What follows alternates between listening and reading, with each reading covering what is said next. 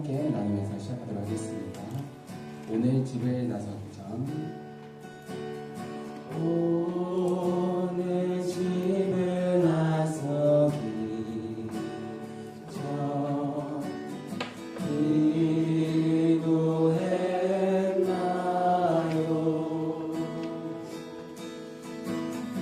오늘 받은 종이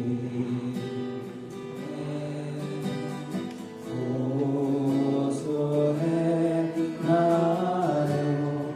2절입니다. 마음의 분노 가득하게 마음의 분노 가득하게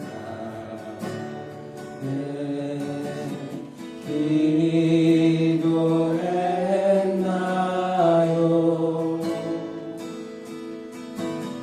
나의 앞길 만드시고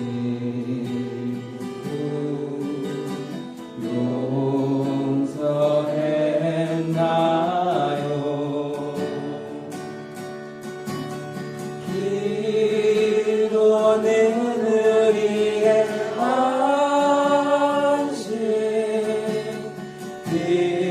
빛으로 인도하니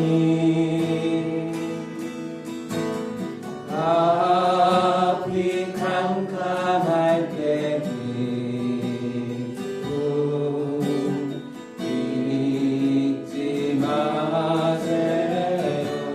어려운 시험 당할 때 어려운 시험 당할 때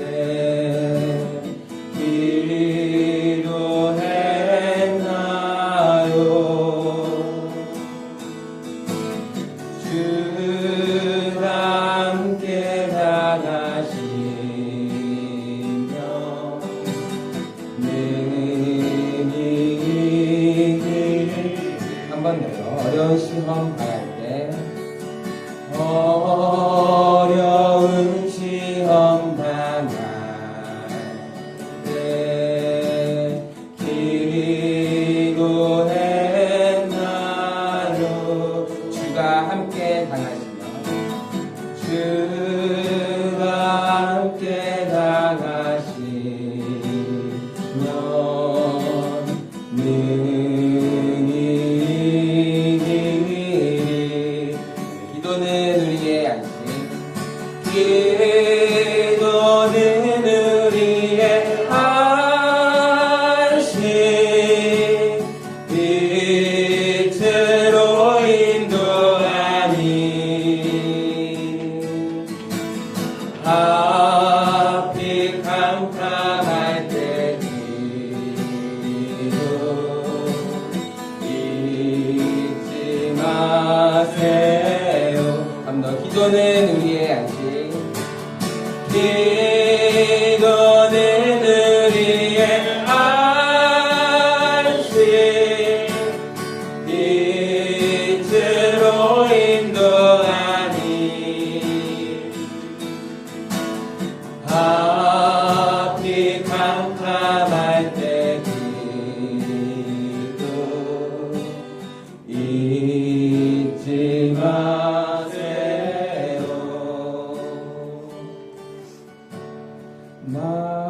나의 일생 다도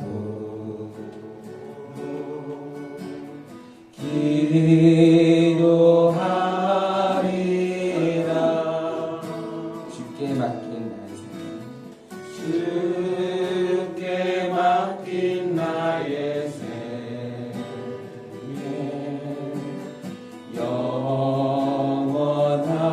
영원하리라. 나의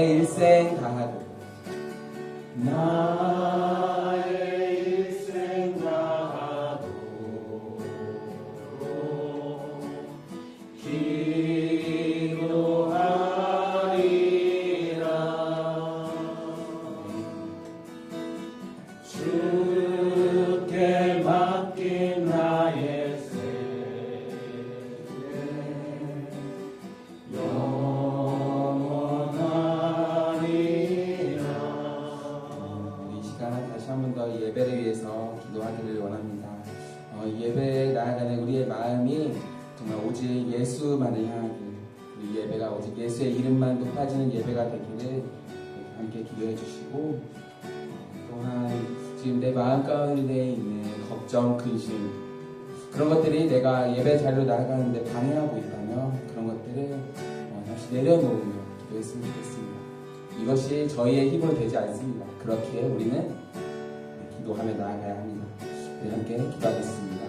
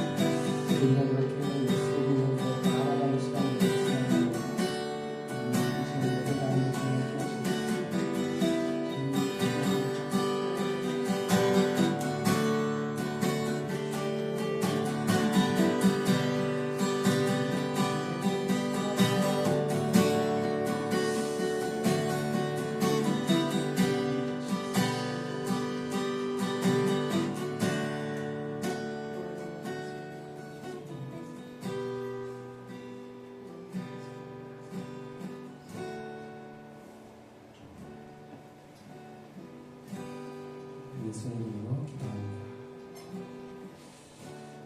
제가 요즘 그 성경 훈련을 받고 있잖아요. 근데 받으면서 사실 가장 먼저 한 거는 어떤 성경에 대한 방법적인 부분들이 아니었어요. 가장 먼저는 꽤 많은 시간을 내 안의 내면을 정립하는 것부터가 시작이더라고요. 제가 뭐 어떤 맛있는 음식집을 추천을 하려고 하면 그거에 대한 좀 자신이 있어야 되는데, 여기는 너가 가면 맛있을 거야 라는 자신이 있어야 추천을 하잖아요. 그런 것처럼 내가 그 예수 그리스도에 대한 자신이 있어야 되더라고요. 교회에 나오면 너는 무조건 좋을 거야 라는 자신이 있어야 되더라고요. 그래서 그러기 위해서는 내가 먼저 예수를 더 바로 알고 말씀을 더 바로 알아야 되더라고요. 그게 시작이더라고요. 그래서 이렇게 우리가 올 한 해 또 여러분 마음 가운데 누군가를 뭐 전도해보고 싶다는 그런 마음들이 혹시 있으시다면 그들에게 예수를 전하기 위해서도 우리가 먼저 바로 알아가는 시간이 되었으면 좋겠습니다. 그리고 우리가 그 알고 있는 예수님을 우리만 알기에는 너무 아깝잖아요. 그래서 그 예수님을 또 전할 수 있는 그런 시간들이 되었으면 좋겠습니다. 그래서 우리는 이 다음 찬양 가사처럼 이렇게 함께 고백했으면 좋겠습니다. 내 안에 가장 귀한 것 예수를 아니라 금은보다 더 귀한 것 금은보다 더 귀한 것 예수를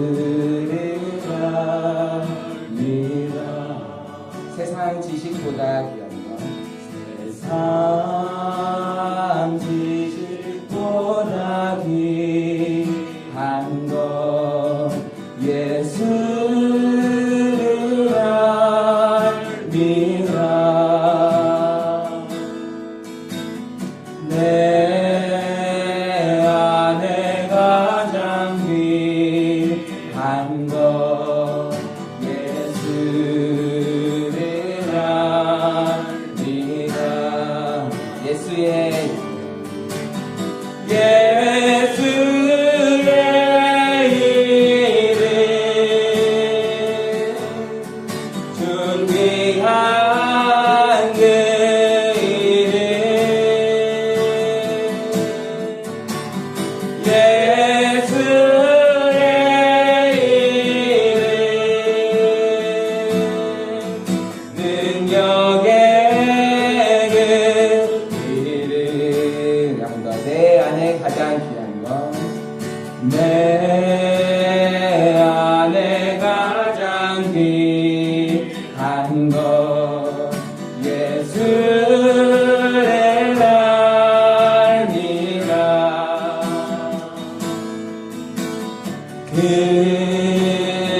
금은보다 더 귀한 것 예수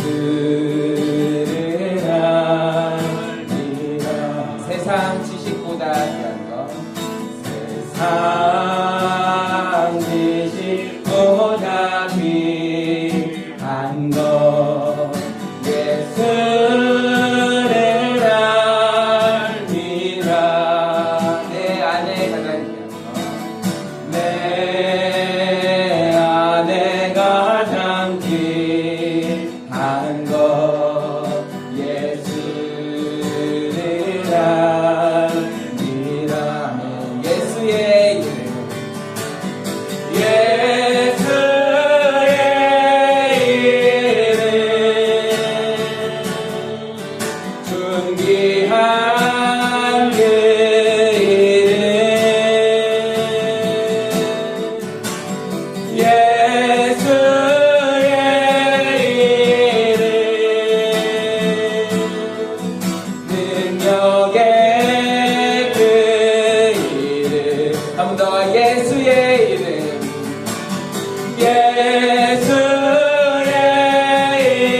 이름 존귀한 그 이름 존귀한 그 이름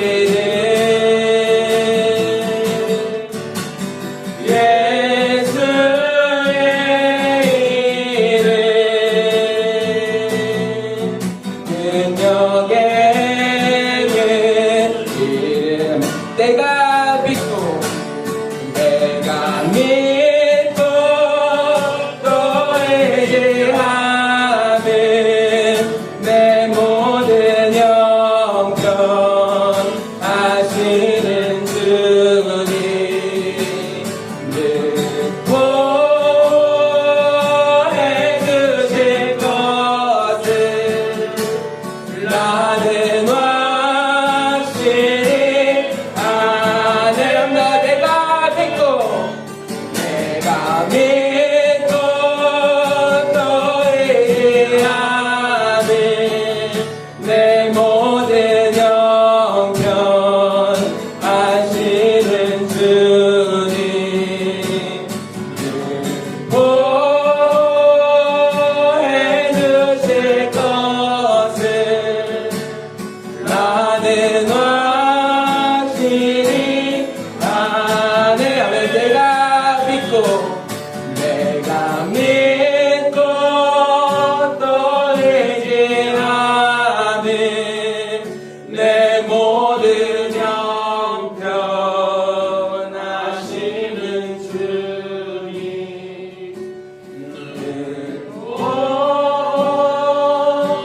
보호해주실 것을 나는 확실히 아네. 2절인데 왜 내게 굳셈입니까? 왜 내게 굳셈이름과 또 복음 주셔서 내 마음이 항상 편한지 난 알 수 없도다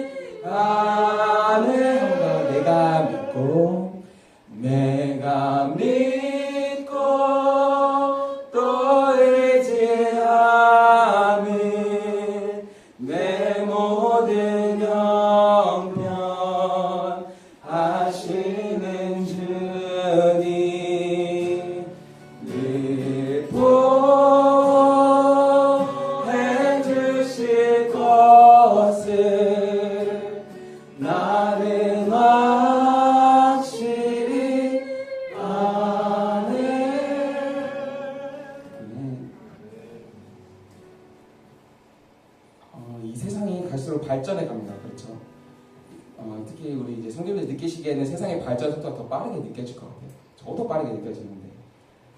그리고 그러면서 사람의 그런 사는 수준은 점점 올라갑니다. 그러나 더 행복해지지 않습니다. 더 불행해져만 가는 시대입니다. 더 어두워져만 가는 시대입니다. 이 세상의 어떤 기술로도 그 어떤 통치자도 그런 참된 평안을 우리에게 가져다 주지 못합니다. 정치를 하는 수많은 사람들은 자기 나름의 그런 생각을 가지고 합니다. 정말 똑똑한 사람들이잖아요. 그러나 그들은 참된 평안을 가져다 주지 못하고 있습니다. 그것이 우리 사람의 인간의 한계인 것 같습니다. 그래서 우리는 이 시간 하나님께 더욱더 의지하며 나아가기를 소망합니다. 이 세상 그 어느 것으로도 해결하지 못했던 참된 평안, 참된 사랑, 참된 행복을 우리에게 주시는 그 하나님 앞으로 오늘 우리가 나아가기를 소망합니다.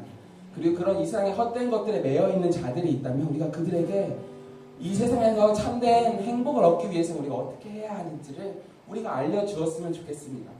그것이 너희에게 행복을 가져다 주지 않아 라고 우리가 그들에게 이야기해 줄 수 있었으면 좋겠습니다.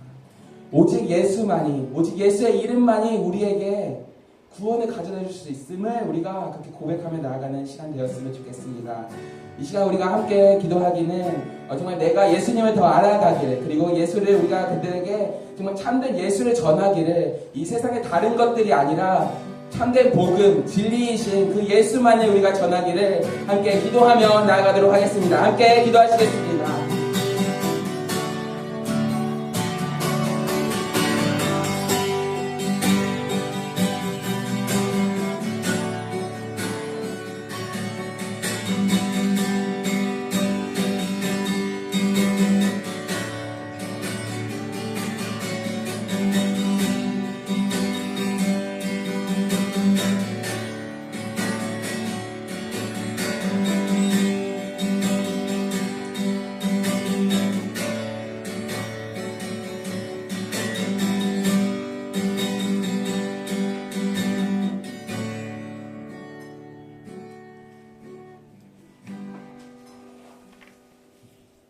우리 주 예수 그리스도의 은혜와 하나님의 사랑과 성령의 교통하심이 여러분과 함께 하시기를 축복합니다.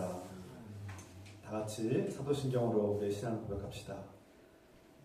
전능하사 천지를 만드신 하나님 아버지를 내가 믿사오며 그 외아들 우리 주 예수 그리스도를 믿사오니 이는 성령으로 잉태하사 동정녀 마리아에게 나시고 우리 외아들에게 고난을 받으사 십자가에 못 박혀 죽으시고 장사한 지 사흘 만에 죽은 자 가운데서 다시 살아나시며 하늘에 오르사 전능하신 하나님 우편하는 자시다가 저로서 산자와 죽은 자를 심판하러 오시리라. 성령을 믿사오며 거룩한 공효와 성도가 세고한 것과 죄를 사하여 주신 것과 몸이 다시 사는 것과 영원히 사는 것을 믿사옵나이다. 아멘. 찬송드립니다. 93장 찬송 드리시면서 준비하시면 함께 드리겠습니다.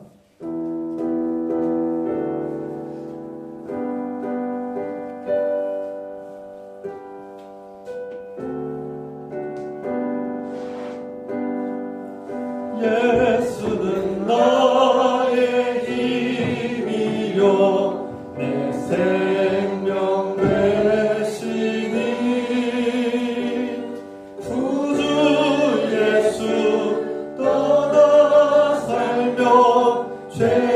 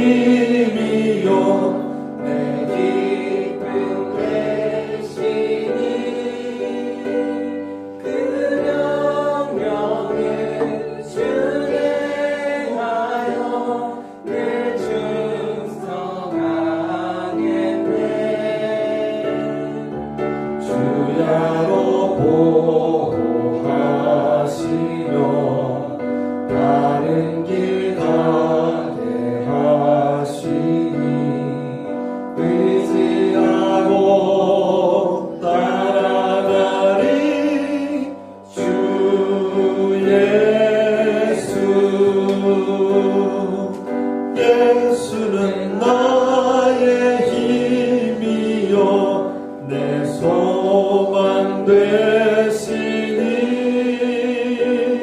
이 세상을 떠나갈 때 곧 영생 얻으리 한없는 복을 주시고 영원한 기쁨 주시니 나의 생명 나의 기쁨 주 예수.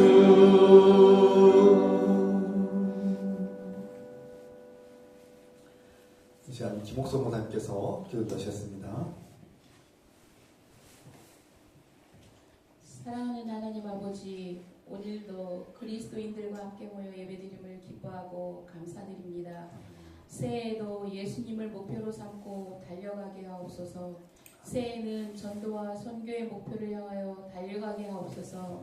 주님께서 우리에게 전도의 문을 열어주시고 열매를 맺게 하옵소서.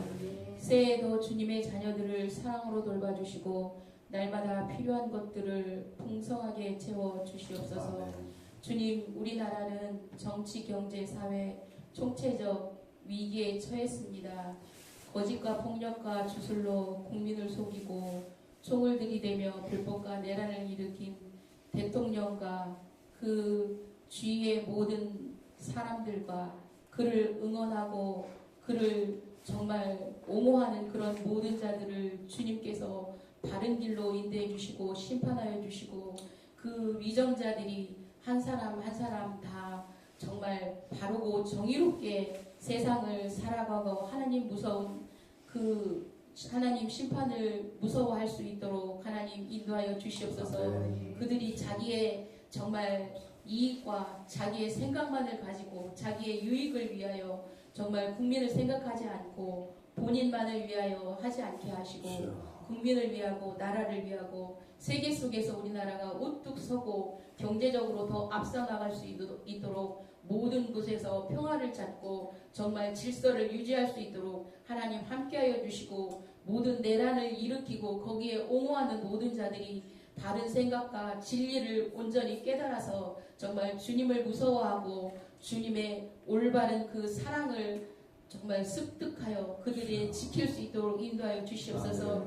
우리 크리스찬들이 어둠 속에서 그늘 속에서 숨어 있지 않게 하시고 정말 밖으로 밝은 빛으로 나오게 하시고 우리 자신이 빛이 되어서 우리가 서 있는 모든 곳에 주님이 함께함을 깨닫고 그들에게 정말 어둠 속에 있는 자들을 빛으로 끌어내고 그들에게 주님을 온전히 전할 수 있는 저희들이 될 수 있도록 인도하여 주시옵소서. 아멘. 세상이 어렵다고 우리가 힘들다고 우리가 고통스럽다고 우리도 그들과 함께 정말 어둠 속에 숨어 있지 않도록 하나님 우리에게 용기를 주시고 강함을 주시고 우리에게 정말 주님만 붙잡고 의지할 수 있는 강한 믿음과 우리는 항상 성령이 충만하여서 성령님이 우리와 함께 하심을 늘 깨닫고 감사할 수 있는 저희들이 될 수 있도록 인도하여 주시옵소서. 세상에 많은 여러 가지 사건과 사고와 그 정말 그런 것들로 인해서 고통받고 힘들어하고 질병으로 고생하는 많은 자들 주님 위로하여 주시고 그들에게 힘을 주시고 용기를 주시고 세상을 살아갈 때 정말 그들이 좌절에 빠지지 않도록 용기를 얻고 희망을 얻고 주님을 알아서 정말 온전히 세상을 정말 자유롭게 펼쳐나가고 정말 희망찬 그런 날마다의 삶이 되어서 우리 모든 행복과 우리 모든 은혜와 모든 평화와 모든 것들이 하나님을 향하는 그런 우리 삶들이 될 수 있도록 인도하여 주시옵소서. 주님께서 우리 죄와 잘못을 용서하신 것처럼 우리도 다른 사람들을 용서하게 하시고 우리 정말 우리가 주님을 늘 높여드리고 우리에 있는 모든 곳에서 하나님을 찬양하는 일이 정말 속히 펼쳐질 수 있도록 주님 인도하여 주시옵소서. 이 예배를 주님께 올려드립니다. 온전히 성령 충만하고 은혜로운 귀한 예배가 될 수 있도록 하나님 함께하여 주시옵소서. 예수 그리스도의 이름으로 기도하였습니다. 아멘.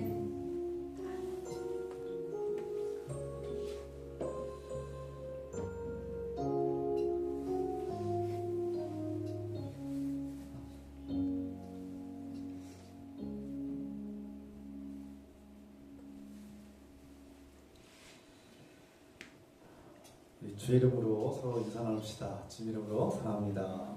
주의 이름으로 환영합니다. 축복합니다. 주의 이름으로 사랑하고 축복합니다. 환영합니다. 몇 가지 소식 전하겠습니다. 오늘은 주연절 둘째 주 예배, 또 여신도의 주일로 드립니다. 우리 형편상, 우리 사정상 여신도의 주일을 이렇게 온전히 지키지 못하지만 그래도 이렇게 형식적으로나마 이렇게 늘 고지하고 있습니다. 다음 주일은 주연절 셋째 주일이자 또 설 주일 예배로 드리겠습니다. 2025년도 비전과 목표는 일상과 관계 속에서 싹트는 복음이라는 표어를 가지고 우리 일상과 관계 속에서 복음이 전파되기를 기도합시다. 단기 선교 파송을 위해서 우리 박민수사님 이집트에 1월 27일부터 2월 7일까지 이렇게 단기 선교를 다녀오고자 합니다. 함께 기도해 주시고 또 후원도 해 주시고 함께 해주셨으면 좋겠습니다. 우리 박민수사님 위해서 잠깐 기도합시다. 1분 정도 우리 박민수사님 잘 다녀오시도록 그 선교 여정 속에 하나님께서 함께 하시고 시간 열매 맺도록 기도하겠습니다. 사랑하는 하나님 아버지, 주께서 사랑하시는 박민수사님 어려운 결정을 하고 또 선교 훈련을 받습니다. 이 모든 것이 주님을 사랑하기 때문이고 주님 사랑하는 예수 그리스도를 온전한 믿음으로 품고 또 전하고자 하는 열망을 갖게 해주시니 감사합니다. 어려운 결단이 오나 또 이집트라는 나라에서 하나님 알지 못하는 백성들에게 하나님의 복음을 증거하고자 이렇게 나서오는데 그 모든 훈련 과정 속에 함께 해주시고 주께서 동행해 주시고 지켜주시고 돌봐주시며 가고 오는 길 모든 것들에 함께 하셔서 부족함이 없도록 채워주시고 하나님 많은 영혼들을 한 영혼 한 영혼들을 주님께로 인도하시는 귀한 기회가 되게 하소서. 주님 우리 가운데 이렇게 선교의 또 훈련을 받게 하셔서 선교의 열정을 함께 하시니 감사드리며 주님 모든 걸음걸음마다 함께 동행하시고 그러며 예수 그리스도 이름으로 감사드리며 기도드립니다.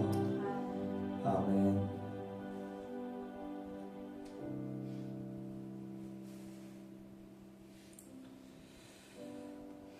여러분 박인희 집사님 늘 기억해 주시고 기도해 주시기 부탁드립니다. 오늘 예배 마친 후에 곧바로 공동회가 있습니다. 공동회 곧바로 예배 후에 있겠습니다. 중보기도 합시다. 우리 무한 여객선 참사 희생자들 위해서 함께 기도하고요. 그 유가족들 위해서 기도합시다. 그리고 이 나라 국민들의 정치의식이 성숙하시도록 함께 기도합시다. 사랑하는 하나님 아버지,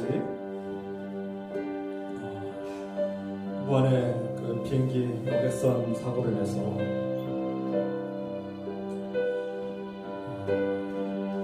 178명이라는 안타까운 목숨들이 정말 귀한 생명들이 목숨을 잃고 가족을 잃었습니다. 주님, 주여 이 나라에 다시는 그러한 끔찍한 비극이 일어나지 않도록 지켜주시고 보호하시며 정말 주님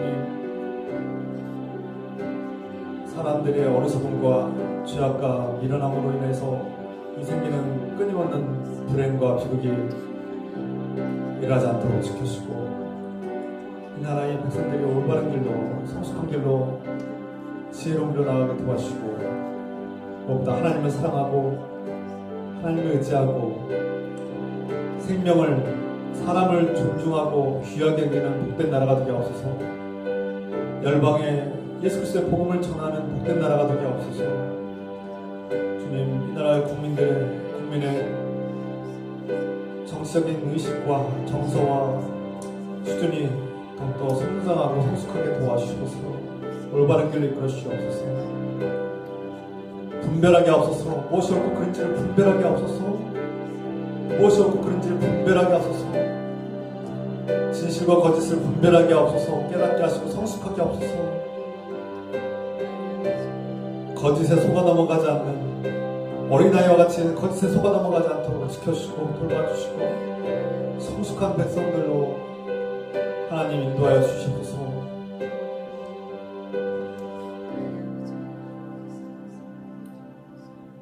예수 그리스도의 이름으로 기도드립니다.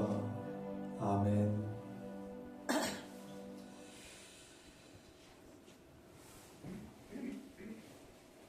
하나님께서 우리에게 주시는 말씀 로마서 10장 9절과 10절 말씀 함께 있습니다.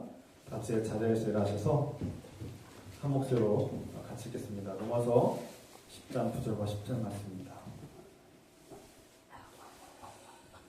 내가 만일 내 입으로 예수를 주로 시인하며 또 하나님께서 그를 죽은 자 가운데서 살리신 것을 내 마음에 믿으면 구원을 받으리라. 사람이 마음으로 믿어 의에 이르고 입으로 시인하여 구원에 이르느니라. 아멘. 잘 알려주시기 바랍니다.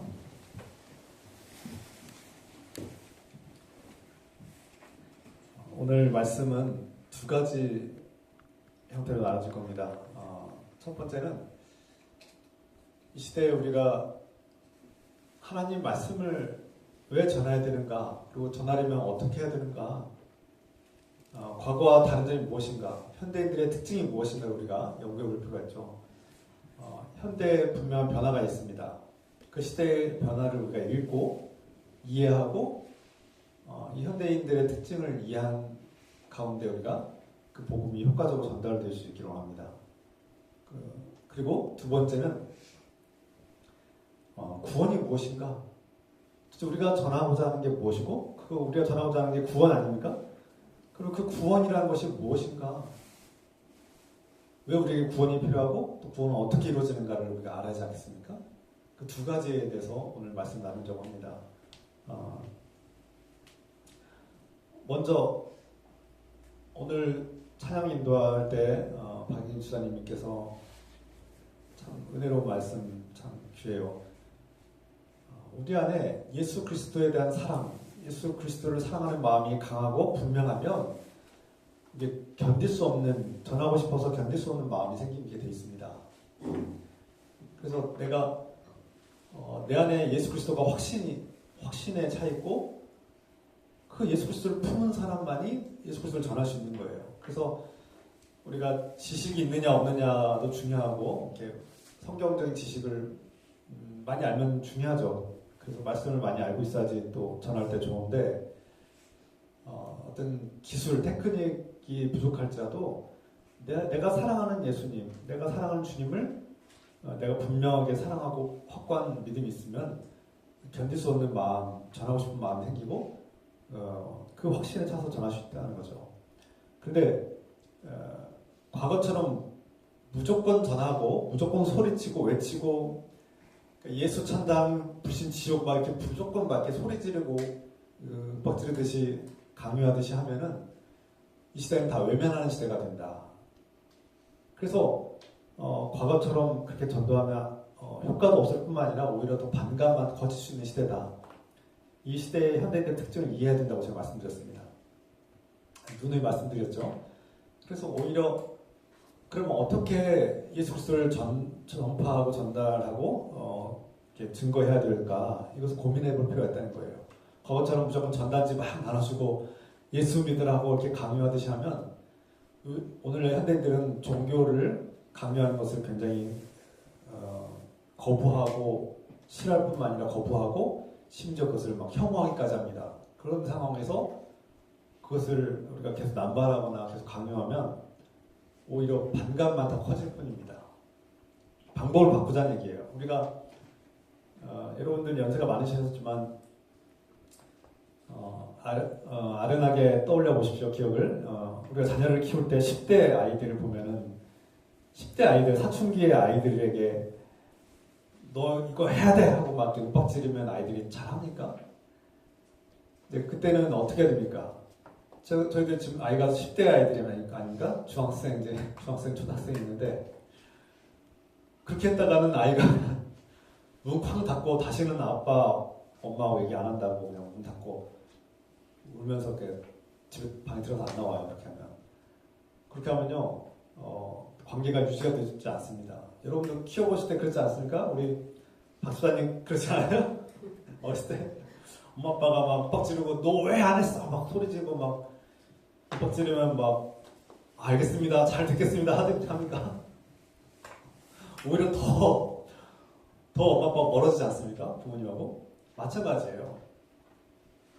그러니까 예수 믿어야지, 좋은 예수를 왜 안 믿어? 막 교회 나오라고 막 윽박 지르고 막 이렇게 강제로 하려고 하면요 더 엇나가고요, 더 반감만 생기고 더 멀어지게 돼 있어요. 그리고 좋은 감정마저도 다 사라질 수 있습니다. 방법이 중요합니다. 그래서 방법도 중요해요. 먼저 우리 안에 예수 그리스도의 마음을 품고 예수 그리스도에 대한 확신이 있어야 되고 그분을 사랑하는 마음 때문에 우리가 선교를 하고 전도를 하는데 방법도 중요하다는 겁니다. 앞서 말씀드린 것처럼 현대인들에게는 종교를 강요하면 안 된다. 어떻게 됩니까? 사춘기 아이들이 이제 내가 어른이 되어가는 과정이 있으니 과거 어린아이처럼 대하지 말고 나를 이제 어른처럼 대해 주십시오라고 반항하는 거 아닙니까? 그러니까 그렇게 행동하는 거죠. 내 의사, 내 의견을 존중해 주십시오. 그래서 막 관철시키려고 하고 막 서로 이렇게 대치하기도 하고 갈등도 일어나죠. 그러면 우리는 어떻게 해야 됩니까? 존중해 줘야 되죠. 그 자녀의 생각과 마음과 감정을 존중해 줄 필요가 있습니다. 아, 그렇게 생각하는구나. 이해할 필요가 있죠. 아, 그 입장에서는, 그 아이의 생각과 입장에서는 그렇게 행동할 수도 있겠구나 하고 이해하는 겁니다. 이해해주고 기다려주는 거죠. 존중해주고 기다려주고, 그래서 함부로 강요하지 않고 윽박지르지 않고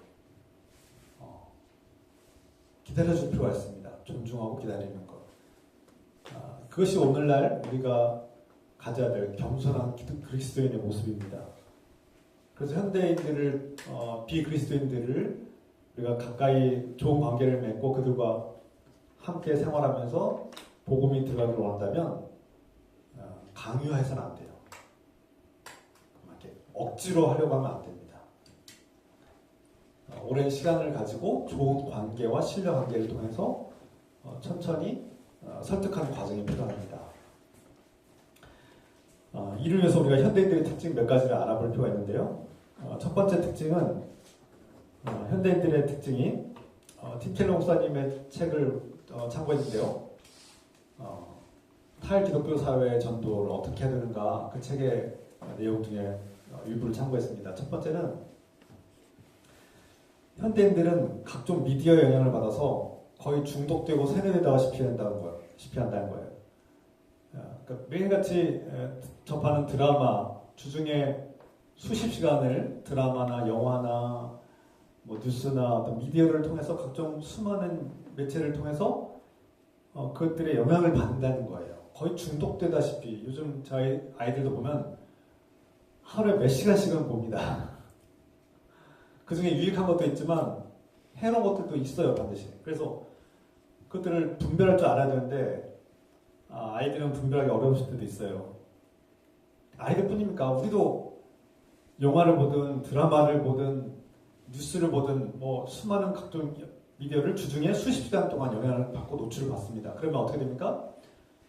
알게 모르게 가랑비에 옷 젖는다는 말 있죠? 이슬비에 옷 젖는다는 말이 있듯이 그런 것들이 우리에게 영향을 끼치고 우리 생각의 변화를 일으키고 거의 세뇌된다시피 하는 겁니다. 그래서 어느 순간에 하나님이 없어도 되고 하나님이 없는 것이 당연한 것처럼 여겨지는 그런 문화, 하나님을 거부하고 이런 기독교의 정신이 오히려 우리에게 필요 없는 것처럼 여겨지는 그런 정서와 문화가 우리 안에 깊이 파고든다는 겁니다.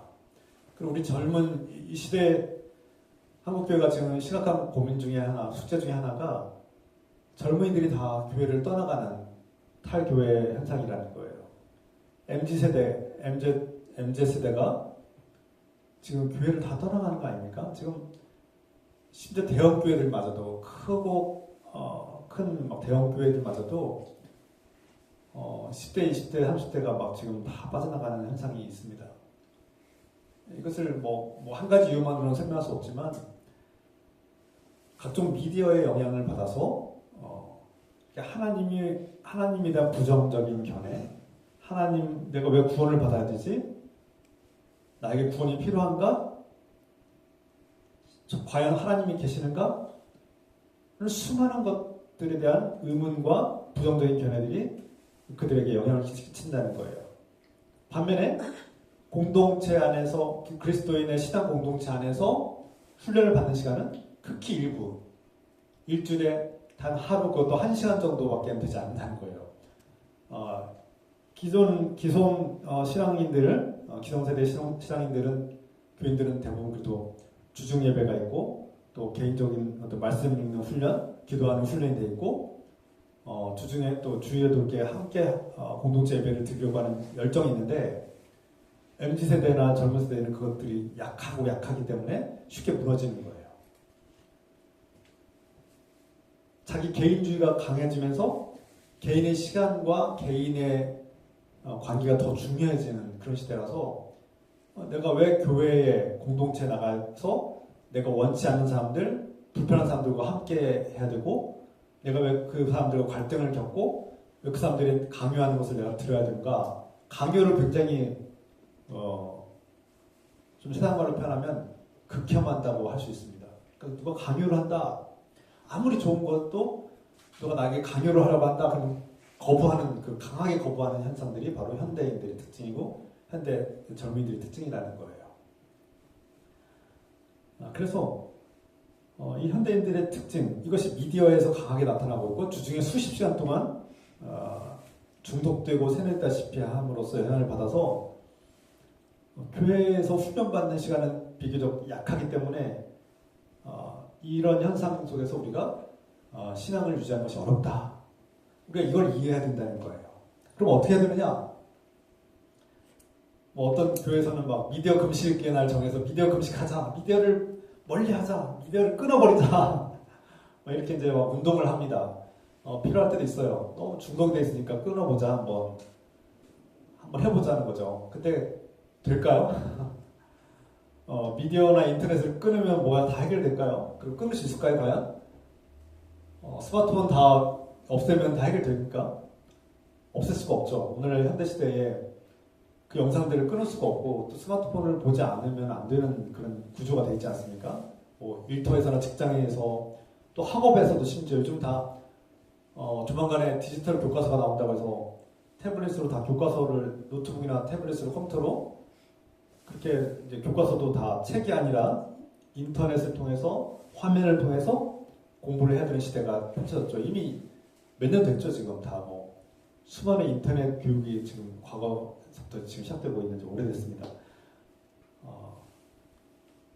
그리스도인들은 미디어를 조금 끊는다, 극단적으로 나아가면 안 되고 이거 끊을 수도 없거니와 인정할 거 인정하고 존중하되 우리가 해야 될 일은 분별력입니다. 분별력을 가져야 됩니다. 내가 지금 어떤 영향을 받고 있는가, 이 미디어의 영향 속에서 하나님이 없어도 되는 세상, 하나님을 거부하는 세상, 하나님을 부정적으로 여기는 세상 속에 살고 있구나라는 것을 인정하는 겁니다. 인정하고 인지하고 깨닫고 사람은 누구나 하나님이 필요하고 하나님이 없이는 올바른 길 갈 수 없다는 것을 인정해야 되는 겁니다. 좀 더 이따 나누겠지만 이런 각종 미디어의 영향이 우리 현실 속에서 긍정적인 효과가 있지만 부정적인 효과가 있다는 사실을 인정하고 인지하고 깨닫고 분별하는 능력이 필요하다. 어떻게 분별해야 됩니까? 말씀과 기도로 분별해야 되죠. 두 번째, 현대인들의 특징 중에 하나는 정치적으로 양극화가 더 갈수록 심해진다는 겁니다. 우리가 다 이미 느끼고 경험하고 있지 않습니까? 이것은 우리나라뿐만 아니라 전 세계적으로 지금 그런 현상이 펼쳐지고 있습니다. 수많은 분석들이 있어요. 유튜브 같은 그런 미디어를 보면 그 알고리즘이 내가 좋아하는 것만 계속 나오잖아요. 그러면 그 세계에 빠지는 거예요. 한쪽 편향되는 겁니다. 그 좌우 골고루 이렇게 정보를 받는 것이 아니라 내가 좋아하는 한 가지 뭔가 좋아하는 것만 누르면 계속 내가 좋아하는 것만 나오게 돼 있어요. 그런 알고리즘이 그렇게 형성되어 있는데 그러면 나의 세계, 내가 좋아하는 세계 속에 빠지기 쉬운, 중독되고 몰입되기 쉬운 세계예요. 그러면 양극화가 더 심해지기 마련이죠. 그것도 하나의 큰 영향 중에 하나입니다.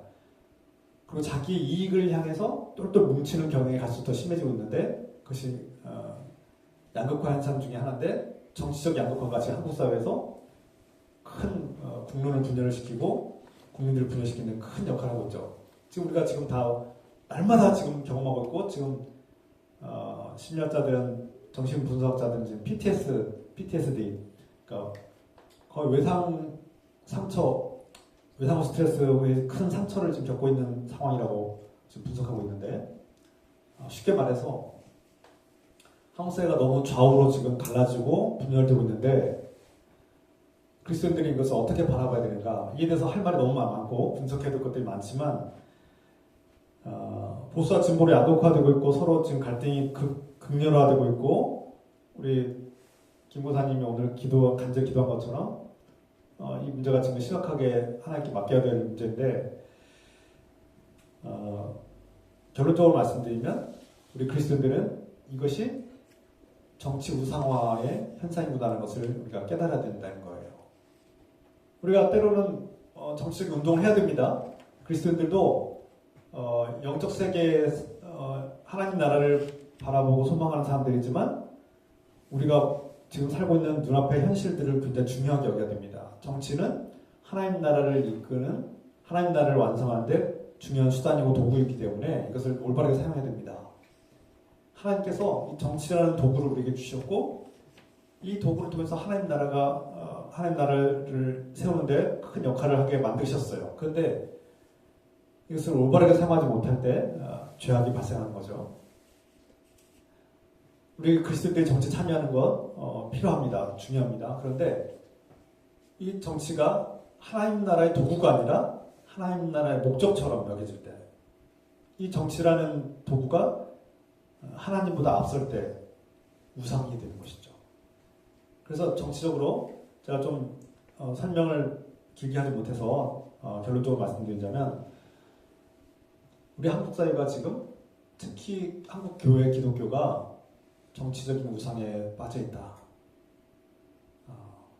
몇몇 목사님들조차도 하나님보다 정치가 더 중요해요. 이분들에겐 하나님도 저 아래 순위에 있어요. 정치가 1순위예요.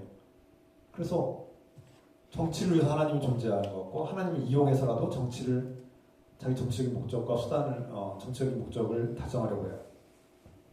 정치적 이단이죠. 그러니까 이미 이단에 빠진 겁니다. 정치적인 양극화의 핵심 중에 하나는 우리 그리스도인들이 볼 때 그것은 사람들이 정치라는 것이 자신들을 구원해줄 구원자로 여겨지고 있구나. 하나님이 아니라 우리 주 예수 그리스도가 구원자가 아니라 그들은 정치를 통해서 구원받기를 원하고 있고 그 정치가 자신들의 목적에 부합하지 않을 때는 분노하고 참을 수 없는 분노에 빠지고 하나님도 욕하고 정치가 자기 뜻대로 되지 않으면 하나님도 욕하고 하나님도 멀리하고 교회도 멀리하고 교회도 비난합니다. 목사도 형제도 필요 없어요. 형제 자매들 다 필요 없어요. 자신이 사랑하고 자신과 같이 사랑하고 목숨을 바쳐 사랑해야 될 하나님과 형제 자매들을 깡그리 무시하고 분노하고 욕합니다. 정치가 우상이 될 때 그런 현상이 펼쳐집니다. 자신들이 사랑하고 존중해줘야 될 하나님의 일꾼들을 사랑으로 존중으로 대하지 못하고 자신과 정치적인 색깔이 다르고 노선이 다르면 적대하고 욕하고 비난하고 막 짓밟으려고 하고 폭력을 행사하는 이런 현상들이 정치가 우상이 될 때의 현상임을 우리가 양극화가 어떻게 일어나고 있는지를 우리가 분별할 줄 알아야 됩니다. 그리스도인들이 정치에 참여하는 것 중요한 일인데 분별력을 가지고 건강하게 참여하기로 합니다. 그래서 하나님과 올바른 관계를 맺는 사람들은 하나님의 은혜를 갈망하고 변함없는 은혜가 나를 구원했다는 사실을 깨닫고 하나님과 사랑의 관계를 유지하기 위해서 믿음과 소망과 사랑으로 살고 말씀과 기도로 최선을 다하는 삶을 살아야죠. 세 번째, 현대인들이 지난 시간에도 언급했지만 현대인들의 특징 중에 하나가 과학을 숭배하는 현상입니다. 지난 시간에 이미 별을 말씀드렸죠. 과학은 하나님께서 창조하신 이 세계를 합리적이고 논리적으로 설명하는데 매우 중요한 수단과 도구입니다. 그래서 과학은 성장하고 성숙할수록 하나님께로 더 가까이 나아가야 되고 하나님이 창조하신 이 세계의 신비를 오히려 감동하고 그것을 알리는데 큰 도구와 역할을 해야 됩니다. 그런데 이 세계가 과학이 마치 진리인 것처럼 과학만이 진리이고 종교는 미신이고 비과학적인 것으로 여기고 종교는 이렇게 깡그리 무시하고 차별하는 그런 시대가 되어가고 있습니다. 이게 현대 시대의 특징이에요. 그래서 우리는 이것을 이 현대인들의 특징을 이해하고 과학을 존중해야 됩니다. 그들이 신봉하고 숭배하는 과학을 우리가 존중할 필요가 있어요. 그래서 과학이 무엇인가를 우리가 알아야 될 필요가 있습니다. 과학을 무시하면 안 돼요. 그리스도인들이 과학을 무시하면 안 됩니다. 그러나 과학을 존중하고 그 과학을 알아갈 필요가 있는데 그 과학은 하나님의 세계를 하나님께로 가까이 나아가도록 합리적인 도구가 될 뿐이지 그것이 목적이 돼서는 안 된다는 겁니다. 숭배의 대상이 돼서는 안 된다는 거예요. 그러나 과학을 숭배하는 사람들은 과학이 모든 것의 우상이 되어서 하나님을 무시하고 하나님을 적대하고 하나님을 멀리하는 그런 모습을 보인다는 것이죠. 그러므로 우리 그리스도인들이 비그리스도인들과 대화할 때 이렇게 과학을 신봉한 사람들을 우리가 분별하고 그들과 대화할 때 이 과학은 하나님 나라의 도구임을 우리가 설득할 필요가 있습니다. 그리고 그들이 과학을 우상으로 삼고 있다는 것을 간파하고 하나님이 우선순위가 될 수 있도록 우리가 인도해야 될 것입니다. 그래서 우리가 과학을 함부로 무시하면 안 된다. 과학을 막 무시하고 과학은 기독교와 반대되는 것이고 과학은 막 기독교를 막 적대하니까 과학과 싸워야 된다 이렇게 하지 마시고 과학을 존중하고 과학을 인정하고 우리도 과학을 더 공부하고 과학과 친해지고 과학은 하나님 나라에 꼭 필요한 하나의 큰 도구임을 깨닫고 과학을 우리가 선하게 사용하고 그 과학을 통해서 오히려 하나님께 더 가까이 나아갈 수 있도록 인도할 필요가 있다는 거예요. 그래서 젊은이들이라든지 누군가가 과학에 대해서 얘기할 때 무시하지 마십시오. 존중하십시오. 앞에서 말씀드린 세 번째 세 가지 이유들 특징들을 말씀드렸는데요. 오늘 현대인들이 과거와 다른 모습들, 과거와 다르게 새롭게 변화된 특징들이 바로 각종 미디어에 큰 영향을 받고 있다는 거하고 그리고 양극화 현상이 갈수록 심각해진다는 것과 그리고 과학주의에 빠져있다 이런 특징을 우리가 이해되는데요. 또 더 많습니다. 개인주의의 어떤 특징들도 있고요. 더 많은 특징들이 있는데 오늘은 이 문제들에 대해서 어떻게 그러면 해결책을 우리가 가지고 접근해야 되는가 우리가 비그리스도인들과 대화하고 그들과 함께할 때 그들을 어떻게 이해하고 어떻게 하면 그들을 좀 더 효과적으로 복음을 전할 수 있을 것인가 이 현대인들이 과학을 숭배하고 또 양극화 속에 정치적인 양극화 속에서 정치적으로 자신들의 이익을 위해서 똘똘 뭉치고 또 각종 미디어에 엄청난 영향을 받고 있는 이 사회가 올바른 길을 가고 있는가를 평가해보자 하는 거죠. 그 현대인들의 그 강력한 특징 중에 결과가 어떻습니까? 아이를 낳지 않죠. 결혼을 하지 않으려고 하고 아이를 낳지 않으려고 합니다. 물론 여기에 원인들은 더 많죠. 더 복잡하고 더 강한 것들이 있는데 할수록 결혼도 하지 않고 아이도 낳지 않고 이혼은 더 늘어가고 가정이 무너지기 쉽고 부부와 자녀를 돌보지 않는 현상들이 생기고 이기적인 현상들이 강화되고 범죄는 증가하는 것 같고 사람들의 죄책감은 해결되지 않고 여전히 죄의식 속에 살고 있고 또 우울증과 같은 정신병들은 갈수록 더 많아지는 것 같습니다. 앞서 말씀드린 것처럼 과학이 발달하고 정치적인 양극화가 되어서 자기들이 정치적으로 막 양극화가 심해지고 미디어가 많이 발달하고 SNS에서 막 우리가 활발하게 소통을 하는 것 같아 보이지만 사람들은 더 외로워지고 더 고립되는 것 같고 사람들과 관계 맺는 것에 더 어려워하는 것 같고 더 좋아지는 것이 아니라 오히려 인간의 죄의 역사는 여전히 반복되고 있고 불행한 사람들은 여전히 이 세상에 상당히 많이 있다는 거예요. 다시 말해서 현대가 조금씩 좋아지고 있고 나아지고 있다고 생각은 하지만 이 현대의 가치들과 이 현대의 특징들이 우리 인간의 본연의 죄의 문제와 인간의 삶을 올바르게 이끄는 데서는 한계가 있고 문제가 있다는 거예요. 그럼 어떻게 해야 됩니까? 우리 그리스도인들은 비그리스도인들과 대화를 하고 그들의 삶에 접근할 때 주목할 점이 있습니다. 이 현대인들이 해결되지 않는 중요한 문제는 바로 고통에 대해서 아직도 해결책을 찾지 못하고 있다는 거예요. 인생이 왜 고통스러운가? 나는 왜 살아야 되는가? 나는 왜 이렇게 살아야 되는가? 그리고 내 삶에 원치 않는 고통이 닥쳤을 때 나는 이것을 견뎌야 되는가? 그 고통이 닥쳤을 때 혼돈에 빠지고 괴로움에 빠져서 방황한다는 것이죠. 미디어가 발달되고 과학을 숭배하고 개인주의를 사랑하지만 결국은 허망함과 인생의 허망함과 외로움 속에 빠져서 우울감에 빠지는 젊은이들이 너무나 많다는 거예요. 수많은 문제들이 있죠. 경쟁적인 자본주의 시대 속에서 경쟁에 지쳐서 경쟁에 번아웃 현상, 그래서 무기력에 빠지고 우울증에 빠지는 사람들 수많은 이유들이 있는데 결국 이 현대의 가치들이 현대인들이 그렇게 똑똑하고 잘났다고 하지만 많은 것을 알고 있는 것처럼 말하지만 결국은 행복하지 않다는 거예요. 자신의 인생의 문제를 해결하지 못했다는 거예요. 왜 살아가야 되는지 인생의 목적을 발견하지도 못하고 대답하지 못한다는 거예요. 그리고 여전히 반복되는 인생의 고통에 대해서 누구도 답을 하지 못한다는 거예요.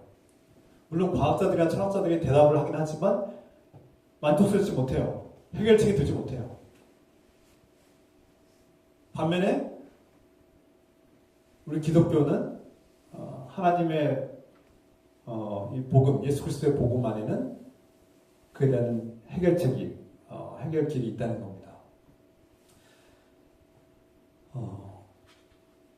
주님께서는 우리가 성공하든 실패하든 우리가 부유하든 가난하든 우리가 행복하든 불행하든 우리와 함께 하시는 분입니다.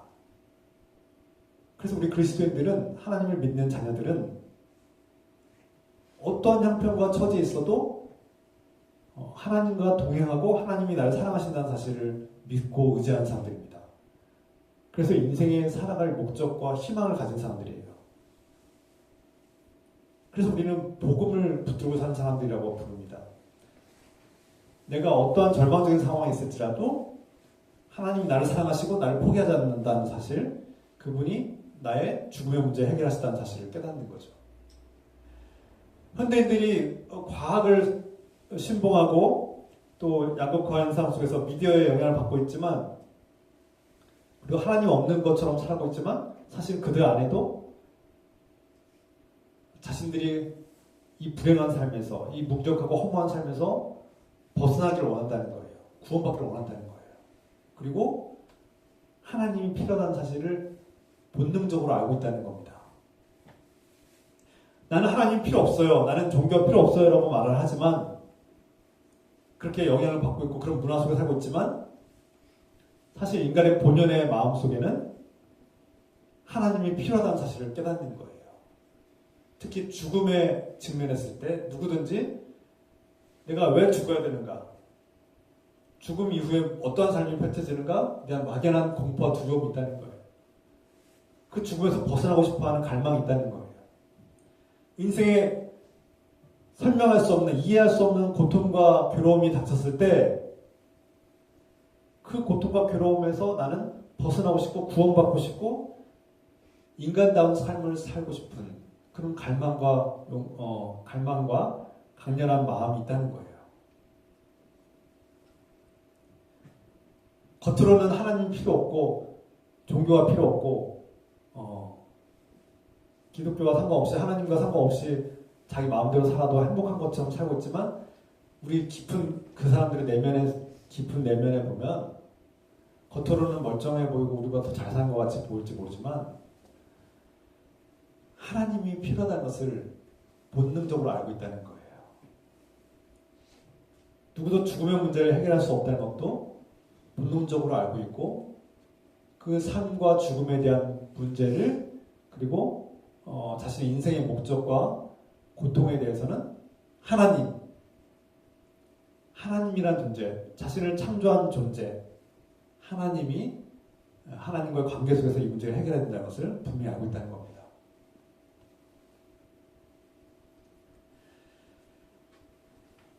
그래서 이에 대해서 기독교는 고통 속에서 그들이 하나님을 찾도록 인도해야 됩니다.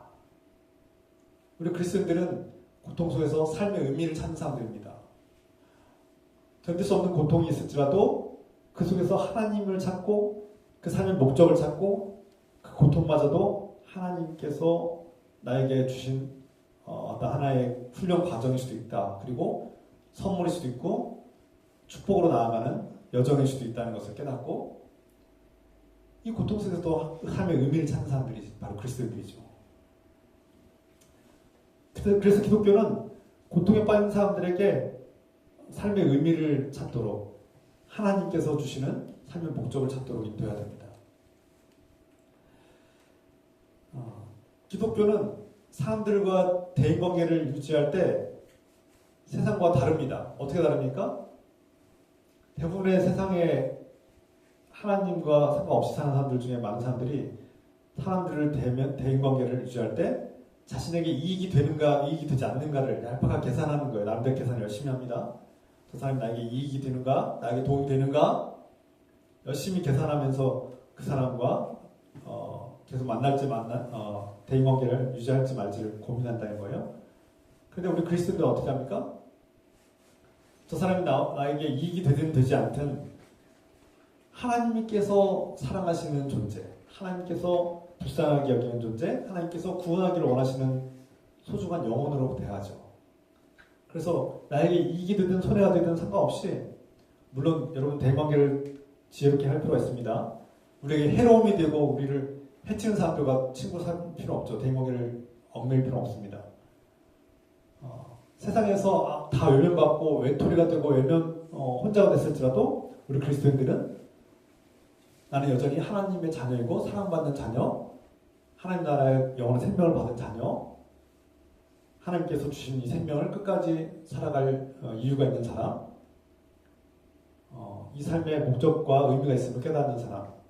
그래서 이 세상에서 버림받고 외면받고 누구도 환영하지 않는 것 같을지라도 하나님과 동행함으로써 그 외로움을 이겨낼 줄 아는 사람들이 바로 그리스도인들이죠. 이게 바로 기독교의 힘이거든요. 죽음 같은 질병이 우리를 덮쳤을 때 그 누구도 우리의 고통을 해결해 줄 수 없을 때가 있습니다. 의사나 약이나 어떤 것도 한계가 있기 마련이죠. 그때 우리는 누굴 의지할 수 있습니까? 그리스도인들은 하나님을 의지할 수 있습니다. 나를 창조하셨고 나의 삶과 죽음을 주관하시는 하나님, 그리고 죽음이 이 생의 끝이 아니라 전부가 아니라 하나님 나라가 있다는 사실을 믿고 사는 사람들은 소망을 가집니다.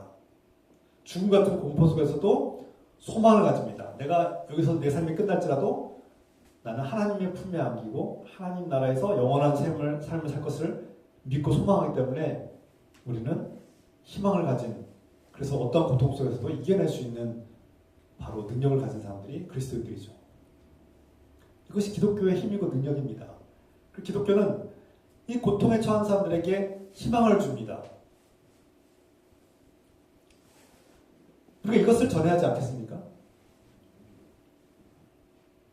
인생에서 죽고 싶을 만큼 고통스러웠을 때 그 고통을 이겨낸 힘과 저력은 어디서 나왔습니까? 인간적인 나의 힘과 능력은 한계가 있습니다. 그래서 내 인생을 스스로 끝내고 싶었을 때 세계에서 자살률 1위인 한국에서 내 인생을 스스로 끊고 싶을 때가 있지 않겠습니까? 그런데 하나님을 믿는 사람들은 그 고통마저도 삶의 의미를 찾고 그 고통 속에 함께 하시는 하나님의 사랑과 은혜를 발견하고 희망 속에 그리고 죽음이 끝이 아니라 하나님 나라가 있음을 깨닫기 때문에 우리는 견뎌낼 수 있고 이겨낼 수 있고 희망을 가진 사람으로 살 수 있습니다. 어떠한 처지와 상황 속에서도 우리는 하나님의 사랑을 소중하게 여기고 내가 죽을지언정 사랑할 수 있는 삶, 사랑을 위해서 내 생명을 바칠 수 있는 삶, 사랑을 위해서 사는 삶이 되는 것이죠. 그래서 내 인생은 하나님을 사랑하고 극단적인 상황에 처했을 때도 이기적으로 다른 사람의 목숨을 빼앗고 다른 사람들의 살을 뜯어먹는 그런 사람이 아니라 오히려 내가 여기서 내 인생을 끝낼지라도 다른 사람들을 사랑하기 때문에 사랑으로 희생할 줄 알고 십자가를 질 수 있는 사람이 되는 것이죠. 이것은 십자가를 강요하거나 조금 십자가를 짊어져라고 강요한 것이 아닙니다. 인생의 목적이 무엇인가를 아는 사람들, 기독교는 바로 인생의 목적이 무엇인가를 가르쳐주는 것이 이 현대인들에게 놀라운 어떤 길을 알려주시는 사람들이 된 것이죠. 그래서 기독교인들은 누군가에 대한 미움을 받거나 누군가를 미워함으로써 극단적인 갈등에 처하고 소위 말하는 원수가 생겼을 때 그 원수로부터 상처를 받고 고통 속에 처하게 되고 또 내가 누군가를 미워하고 그 미움을 통해서 학대하고 폭력을 가하기도 하고 이런 것들이 악순환이 반복되는데 그것을 끊을 수 있는 길을 제시하는 사람들이죠. 어떻게 합니까? 용서하는 사람들이죠. 그리스도인들은 용서하는 사람들이 됩니다. 그래서 기독교는 용서를 통해서 그 악의 고리, 복수와 죄악과 상처와 그 악순환, 상처를 주고 미워하고 또 복수하고 이 끊임없는 악순환을 끊는 그 해답을 용서의 길을 제시하는 사람들이 바로 그리스도인들이죠. 이것이 기독교의 힘이고 능력입니다. 끊임없이 미워하고 전쟁하고 싸우고 폭력을 가하고 또 미워하고 상처를 주는 그 악순환을 끊으려면 우리는 용서해야 합니다. 그래서 용서를 통해서 우리는 그 악순환을 끊을 수 있는 길을 우리가 제시할 수 있습니다. 이게 기독교의 힘입니다. 기독교의 능력입니다. 예수 그리스도의 복음의 능력이죠. 물론 쉬운 것은 하나도 없습니다. 그러나 우리 기독교는 그 폭력과 차별과 미움과 악순환의 고리를 끊을 수 있는 길을 제시할 수 있는 답을 알 수 있는 답을 가지고 있는 힘이 있다. 기독교는 미래에 대해서 두려워하고 불안해할 때 죽음에 대한 공포와 두려움 속에 떨고 있고 그것을 두려워하는 사람들에게 평안히 맞이할 수 있는 힘을 가지고 있습니다.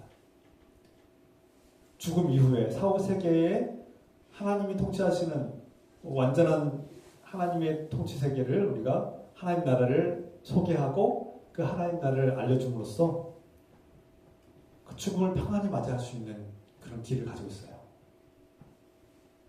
이게 기독교의 놀라운 능력 아닙니까? 기독교는 복음을 통해서 이 현대인들이 가지고 있는 죽음에 대한 공포와 두려움 그리고 고통에 대한 해답을 가지고 있다는 거예요. 여러분, 그래서 기독교가 우리가 사랑하고 우리가 확신하고 믿고 의지하는 예수 그리스도를 누군가에게 전할 때 강요하지 마십시오. 무조건 믿으라고 막 강요하면 안 됩니다. 그들의 생각과 마음을 존중해야 합니다. 그들이 가지고 있는 생각과 그 문화를 존중합시다. 미디어 영향을 받고 있다는 것도 알고 있어야 되고요. 그들이 왜 그렇게 행동하냐? 미디어 영향을 많이 받고 있구나. 정치적인 양극화가 지금 심각하게 일어나서 정치가 우상화되어 있구나. 하나님이 우선순위가 아니라 정치가 우선순위가 된 그들에게는 우선순위를 바꾸고 싶도록 우리가 노력해야 됩니다. 설득해야 되죠. 그리고 과학을 숭배하는 사람들에게는 과학을 존중합시다. 과학적인 대화를 나눌 수 있도록 노력해야 됩니다. 과학을 무조건 무시하면 안 됩니다. 그러나 그 과학이 하나님의 도구임을 알려줘야 됩니다. 그리고 이 현대의 가치들은 고통에 대해서 해결책을 주지 못한다는 사실을 우리가 알고 있어야 합니다. 그래서 우리 그리스도인들은 많은 사람들이 고통 속에서 방황하고 또 외로워하고 무기력함과 우울에 빠졌을 때 우리는 그 죽음마저도 평안하게 맞이할 수 있는 길을 알고 있습니다. 예수 그리스도의 복음을 통해서 하나님 나라가 있음을, 영원한 생명이 있음을 우리는 알고 있기 때문에 그 죽음에 대한 공포를 이겨낼 수 있는 힘을 우리가 제시할 수 있어야 됩니다. 그리고 끊임없이 미움과 고통과 상처와 미움과 갈등과 그런 복수 속에 순환의 고리 속에서 벗어나는 길은 용서라는 길, 예수 그리스도의 용서를 통해서 우리는 그 악순환의 고통에서 벗어날 수 있음을 제시할 수 있어야 됩니다. 이게 기독교가 가진 저력이고 능력입니다. 예수 그리스도를 사랑하시는 저와 여러분들이 다음 시간에 우리가 또 나누겠지만 하나님 나라는 예수 그리스도 안에 있고 예수 그리스도를 통해서 완성됩니다. 구원은 어려운 것이 아니에요. 사도 바울 시대에는 구원이 참 어려운 것이었습니다. 600개가 넘는 율법을 지켜야만 구원을 받을 수 있다고 믿었고, 그 율법을 완벽하게 지키려면 육체 노동을 하지 않고 그 노동은 다 하인들에게, 종들에게 시키고 자신은 율법을 지켜야 되고 말씀 묵상하고 기도하는 일만 해야 돼요. 그리고 그것을 다 해도 어쩌다가 자기가 우연히 실수를 하거나 율법을 지키지 못하면 바로 가서 속죄 번제를 드려야 될만 했고, 항상 불안에 떨어야만 했습니다. 그게 사도 바울 시대의 이스라엘 백성들이 가지고 있는 구원관이었어요. 그러나 사도 바울은 예수 그리스도를 만난 후에 하나님 나라는 예수 그리스도를 통해서 얻을 수 있고, 예수 그리스도께서 그 길을 우리에게 열어주셨음을, 하나님의 은혜로 주셨음을 깨닫고, 구원은 단순한 것임을, 예수 그리스도를 믿고 그분을 죽음에서 부활하신 예수 그리스도를 믿고 그분과 우리도 함께 부활하신다는 사실을 믿고 입으로 시인하는 삶.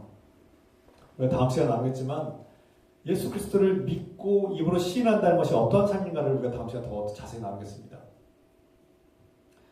오늘 현대인들의 그 특징을 이해하고 우리가 그들을 강요할 것이 아니라 존중합시다. 그리고 그들의 현상과 문화를 이해하고 이 시대의 특징을 이해하고 존중하되 그들이 가지고 있는 허점, 인생의 목적과 고통에 대해서 이해하지 못하는 것들을 우리가 예수 그리스도의 복음을 통해서 해결책을 제시할 수 있는, 우리가 사랑하고 하나님 나라의 문이 되신 예수 그리스도를 전함으로써 이 문제가 해결된다는 사실을 믿고 우리가 선교의 한 걸음 한 걸음을 나아가기를 주님 이름으로 축원합니다.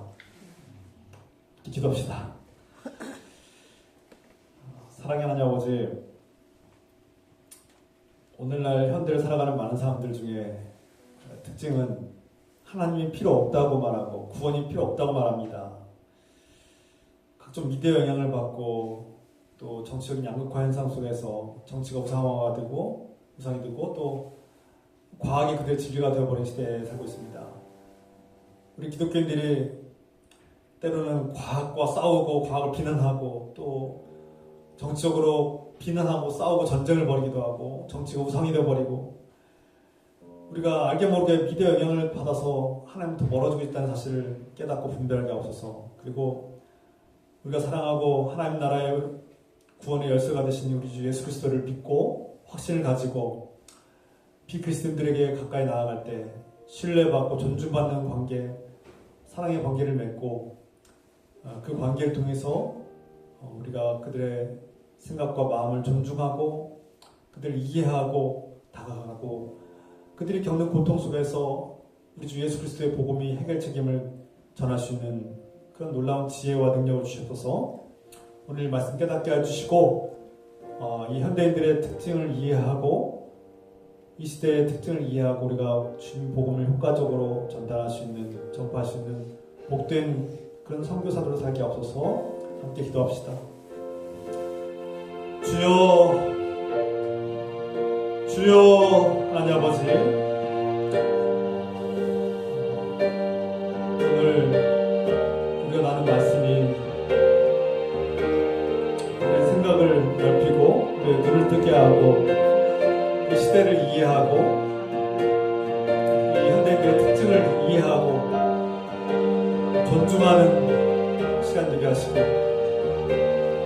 이 현대의 그리스도인들에게 다가가서 우리가 사랑하는 예수 그리스도를 전하기에 부족한 것도 도와주시고 지혜를 주셔서 우리 현대 자매들이, 우리 성도들이 이 현대의 특징을 이해하고 복음을 효과적으로 전달하고 예수 그리스도의 복음을 증거할 때 많은 생명들이 주 예수 그리스도를 받아들이고 우리의 생명이 되시고 부활 되신 예수 그리스도를 기쁨으로 받아들이고 놀라운 열매와 구원의 역사가 일어나시도록 축복하시옵소서. 주님, 이 모든 것들이 성령의 인도하심을 받아서 이루어지게 하시고 성령께서 주신 지혜와 능력으로 일어나게 도와주셔서 주님 함께 동행해 주시고 주님 2025년도 새해에는 우리가 전도와 선교의 놀라운 열매를 맺는 한 해가 될 수 있도록 축복하여 주셔서 주님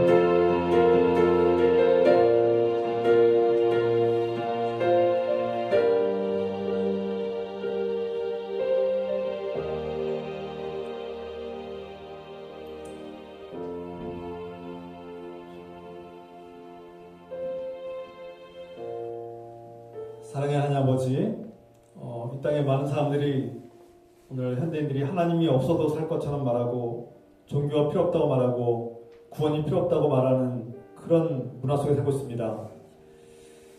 그러나 그들의 본성 안에는 깊은 내면 속에는 고통 속에서 도무지 해결책을 찾지 못해서 괴로워하고 있습니다. 인생의 목적과 우리의 인생을 창조하시고 인생의 목적을 부여하시는 하나님을 찾고 있습니다. 그들에게는 예수 그리스도가 필요합니다. 그들에게는 죽음을 이겨내신 하나님이 필요하시고 예수 그리스도가 필요합니다. 주님, 우리가 이 사실을 깨닫고 분별하며 이 현대인들의 특징을 이해하고 존중할 뿐만 아니라 이 고통 속에 살고 있는 현대인들에게 이 기독교의 놀라운 진리와 구원의 복음을, 예수 그리스도의 복음을 증거할 수 있는 지혜와 능력을 주셔서 그래서 우리를 통해서 많은 사람들을 주님께로 인도하고 그 고통 속에서 진정한 해방과 자유를 얻을 수 있도록 예수 그리스도의 길로 인도하여 주시옵소서. 고통 속에서 우리와 함께 하셨고 어떠한 처지와 상황 속에서도 우리와 함께 하시는 우리 주 예수 그리스도의 은혜와 우리를 있는 모습 그대로 사랑하시는 하나님 아버지의 끝없는 사랑하심과 우리에게 또한 예수 그리스도를 전파하시도록 지혜를 주시는 성령님의 교통하며 역사하심이 오늘 예배 가운데 하나님의 거룩한 자녀들 위해 지금부터 영원토록 함께해 주시기를 간절히 축원하옵나이다. 아멘.